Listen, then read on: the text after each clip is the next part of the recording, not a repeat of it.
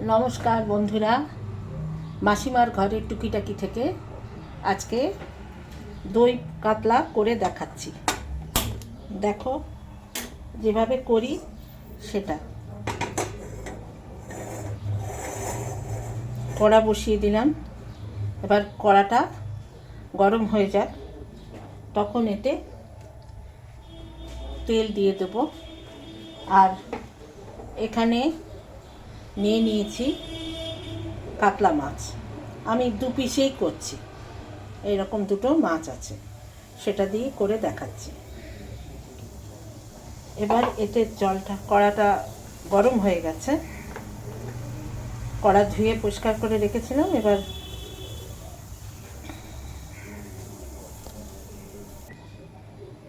এবার এতে দিয়ে দিচ্ছি পরিমাণ মতো তেল।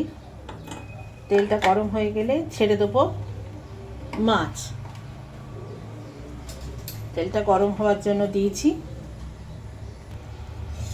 তেলটা গরম হয়ে গেছে।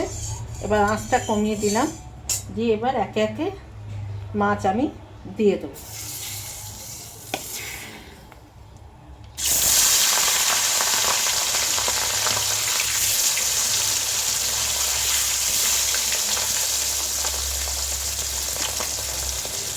এখানে আরেক পিস মাছও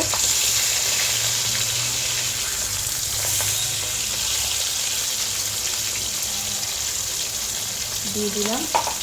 এবার মাছটা ভাজা হয়ে যায়। মাছটা ওদিকে ভাজা হচ্ছে, ততক্ষণে আমি এইখানে 1 গ্লাস মতন, ছোট্ট গ্লাসের, এরকম একটা ছোট্ট গ্লাসে 1 গ্লাস টক দই নিয়েছি। আর তার সঙ্গে দিয়ে দিচ্ছি এরকম হাফ চামচ হচ্ছে কর্নফ্লাওয়ার। কেন? তাহলে দইটা ফাটবে না। অনেক সময় দইতে ছানা কেটে যায়, সেটা হওয়ার সম্ভাবনা একদম থাকবে না। এটা ভালোভাবে ফেটিয়ে নিই। এবার এটা দইটা ফেটাতে খুব ভালো করে ফেটাতে হবে, যাতে একটুও দানা না থাকে। তার মধ্যে সামান্য একটু চিনি দিতে হবে, কারণ টক দই তো, এইরকম চিনি দিয়ে দিই। অল্প করেই চিনি দিলাম।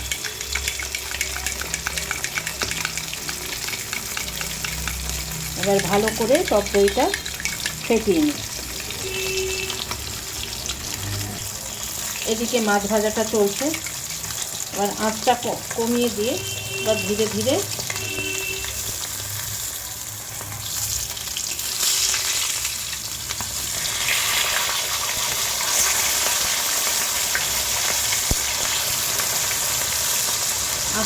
মাছটা ভাজা হয়ে যায়।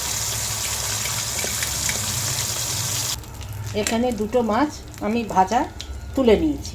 এইবারে কড়ার তেলে দিয়ে দেবো ছোটো এলাচ, দিয়ে দিলাম ছোটো এলাচ আর দারচিনি দিয়ে। এবারে দিয়ে দেবো এতে পেঁয়াজ কুচোনো। আঁচ কিন্তু কমানো আছে, আঁচ বাড়িয়ে কখনো রান্না করলে সে রান্না কোনো দিন ভালো হয় না। যেখানে বাড়াবার দরকার সেখানে নিশ্চয়ই বাড়াতে হবে। এবার আঁচ বাড়িয়ে দিলাম যাতে পেঁয়াজটা ভাজা ভাজা হয়।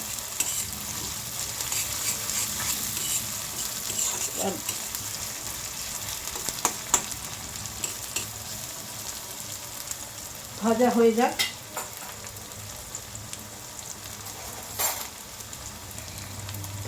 এবার এতে দিয়ে দিচ্ছি আদা বাটা, এখানে দিচ্ছি রসুন কাঁচা লঙ্কা বাটা আছে।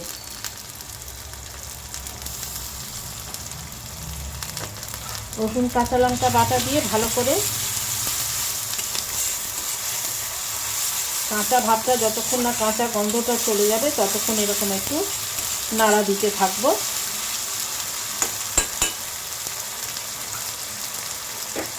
এবারে দিয়ে দেব স্বাদ অনুযায়ী নুন, অল্প পরিমাণে খুব সামান্য হলুদ, আর সামান্য কাশ্মীরি লঙ্কার গুঁড়ো। কারণ শুকনো লঙ্কা খাই না, সেই জন্য কাশ্মীরি লঙ্কার গুঁড়ো দিয়ে দিলাম।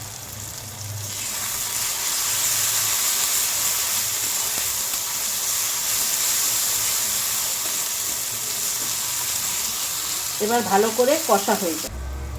এবারে দিয়ে দিচ্ছি এতে কাঁচা লঙ্কা।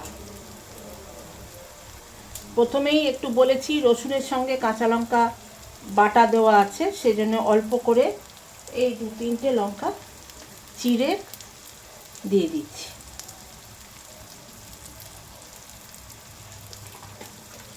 ব্যাস, এবার এদিকে হয়ে গেছে, এখন ঢেলে দেবো।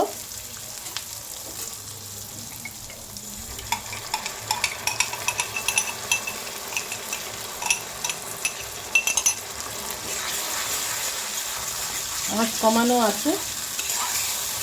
কর্নফ্লাওয়ার দেওয়ার জন্য দইটা ছানা কেটে যাবে না। এবার ধিমে আছে এটা ভাজতে থাকি। আর দিয়ে দেবো একটু, গ্লাসটা ধুয়ে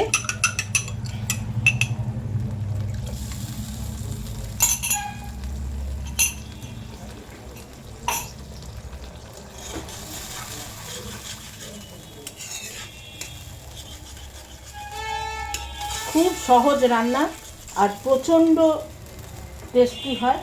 দিয়ে দিলাম মাছ।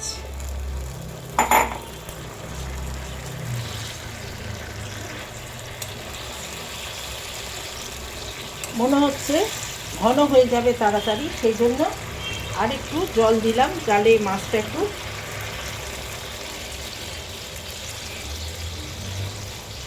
সেদ্ধ হয়ে যাবে।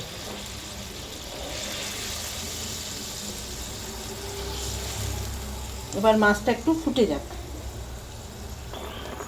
এতে দিয়ে দিয়েছি ঘি আর এটা দিয়ে দিলাম গরম মশলা। এবার এটা একটু ঝোলটা শুকিয়ে যাবে, তারপরে এটা ঝোল মরে গেলে নামিয়ে দেব। দই কাতলা একদম কমপ্লিট।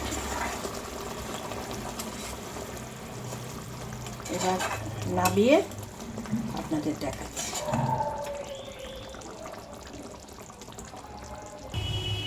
এইখানে এবারে দিয়ে দেব 2-4টে কিশমিশ।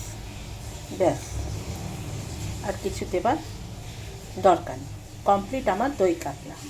এই প্রসেসে বানিয়ে দেখুন, দইও কাটবে না, ছানাও হবে না, আর খেতেও অত্যন্ত সুস্বাদু হবে, খুব টেস্টফুল হবে। প্লিজ একবার বানিয়ে দেখুন আর শেয়ার করে দেবেন, পাশে থাকবেন, বেল আইকনটা পাঠিয়ে রাখবেন, তাহলে আবার এরকম নতুন নতুন রেসিপি বানাতে উৎসাহিত হব। নমস্কার, আজকের এই পর্যন্ত।